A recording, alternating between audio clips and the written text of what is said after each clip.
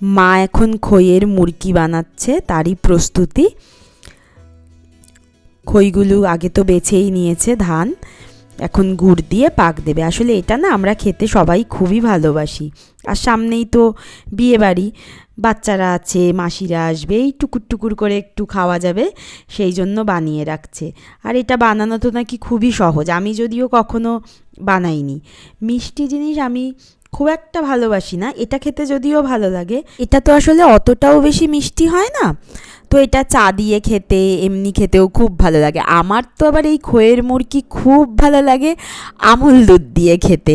আপনারা কারা কারা এরকম করে খান অবশ্যই কমেন্ট করে জানাবেন। এইটাই নাকি আবার পাকের ব্যাপার আছে, কতটা পাক প্রয়োজন।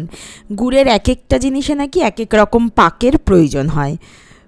যেমন তিলের নাড়ুতে নাকি বেশি পাক লাগে, আবার এটাতে তার থেকে যেমন কম। শক্ত হয়ে যাবে, আর যদি সে না হয় শক্ত হবে না। শক্ত হয়ে গেল বুঝি হয়ে গেছে।